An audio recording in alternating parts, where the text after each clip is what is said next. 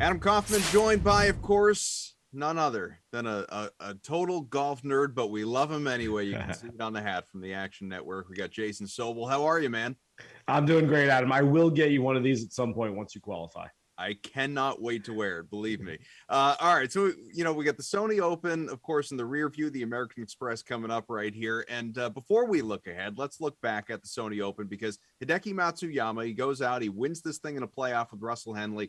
A lot of people, he was on the fade list going into that tournament last week, surprised a bunch of people. So what were your big takeaways?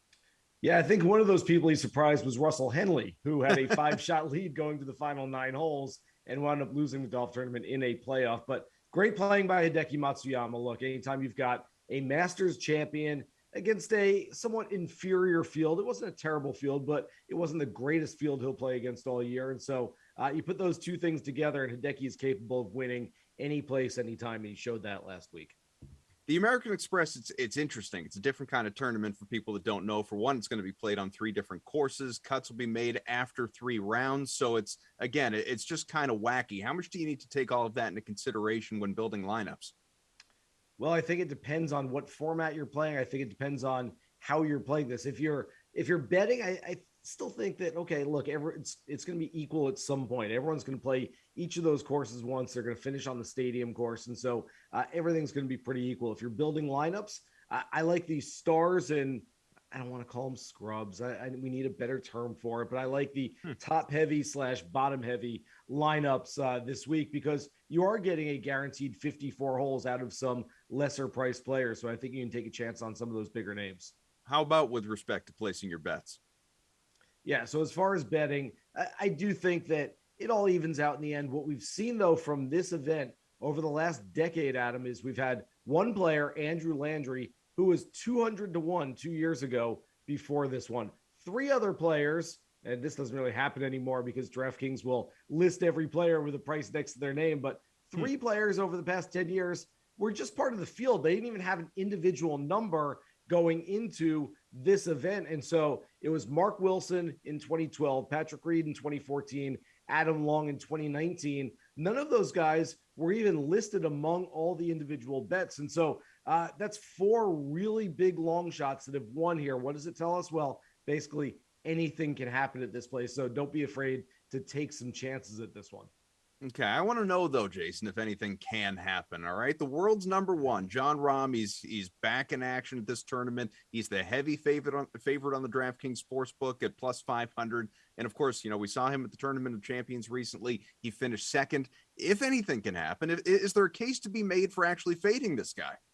I think so, Adam. Now, look, this isn't a full fade Rahm. This isn't I think Jon Rahm's going to shoot 78 every day and completely miss the cut. Now, this is just, if you're looking for a reason to not play the favorite this week at very short odds, here's my rationale. In his last 20 starts dating back to last year, Jon Rahm has missed the cut 3 times.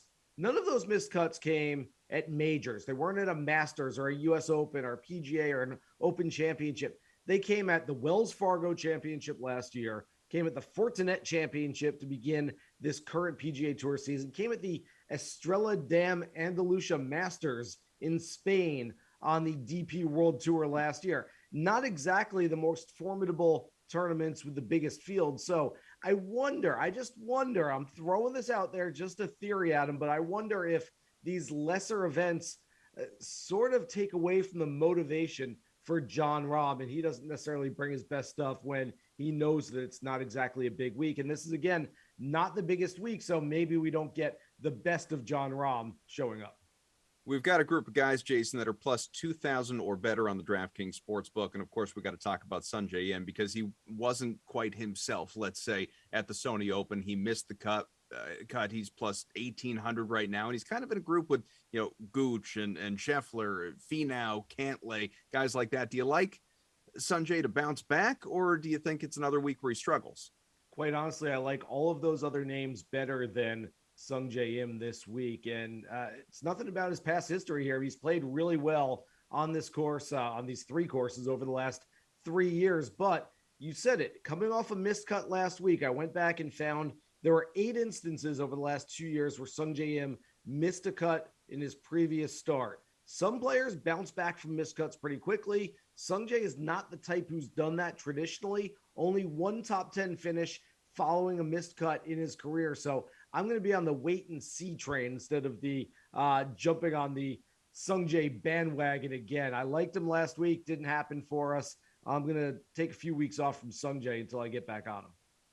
So this particular tournament here in California, you look at some guys that maybe did perform well at the Sony Open. We'll see obviously what they do this time around. We mentioned Russell Henley before, who was the runner-up after blowing that late lead. He's plus 3,500 on the DK Sportsbook. Seamus Power comes in, finished tied for third at that tournament. He's plus 2,800 this week. Corey Connors is plus 2,200. He finished 11th at the Sony Open. So, anyone you like to have a solid follow-up performance here this time around? Yeah, certainly there are a handful of players who had good weeks at the Sony. I think Seamus Power is a nice name right there. You mentioned Taylor Gooch earlier. Taylor Gooch has made 10 cuts in a row. His floor is very high right now, and I think his ceiling is high as well. He's made more consecutive cuts. He's actually sixth on the PGA Tour, but that's the most of anyone in this field. So if you're looking for a guy that can anchor some DFS lineups, a guy that's a good top 10, top 20 type bet, I think Taylor Gooch with 3 straight finishes of 21st or better at this event is a really nice play. As for the guys that didn't play last week, Adam, I would never criticize the traders over at DraftKings. I would never say a word about them. They do a great job, but it was very interesting when the odds came out yesterday. Will Zalatoris, we all watched him at a couple of major championships last year, contend for a couple of titles. Young player, great ball striker, and Justin Rose, and we all know what Justin Rose can do on a regular basis. Those odds seemed a little bit long for me. I thought those would have been shorter. So I know they're probably coming back to maybe what they should be. But if you jumped on those early, Zalatoris and Rose, not my favorite players in the field, but based on the number they're at right now, I think there's an interesting play and an interesting case to be made for both of them. How about some long shot plays you like this week? Oh, my goodness. There are so many of them, Adam. I'm going to start with Sahith Theegala. Remember the name.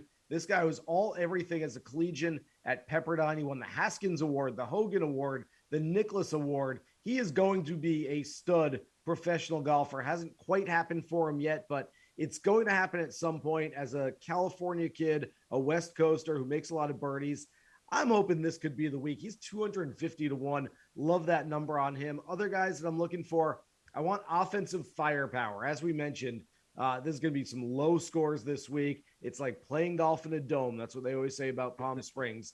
So some kind of random names. This is going to sound a little bit ugly, but time to get weird. Brandon Hagee, Trey Mullinax, Joseph Bramlett, maybe even Kevin Tway. Some names that probably aren't on a whole lot of radar screens out there, Adam, but those are the types of players that can play well at this golf course, these 3 golf courses this week. Okay, it's one thing to say that, one of these names that we don't usually discuss is going to go out and perform well, but well enough to win, that's another conversation altogether. Who do you have to take down the American Express? Haven't mentioned his name yet, but it was a really tough 2021 for Matthew Wolff. DQ'd from the Masters, took some time off, struggled, and spoke about the struggles both on and off the golf course. For those who are paying more attention to football than golf at the end of last year, you might have missed it, but he started off the beginning of this new PGA Tour season at the end of 2021 with 4 starts of 17th or better, including a runner-up finish at the Shriners in the desert. I like Matthew Wolff to continue stepping on the gas pedal. I think by the end of this year, he's ranked 30th in the world right now. By the end of this year, he's going to be ranked inside the top 10, make the U.S. President's Cup team, and I think he'll contend for another major championship. All that good stuff starts this week with his 2022 debut. All right, Jason Sobel from the Action Network. Of course, like I said, the golf nerd. Looks like a quick Google search. Looks like I can pull down one of those hats for about $40. Travis Matthew, here I come, baby. Jason, thanks a lot. I'll get you one for 45.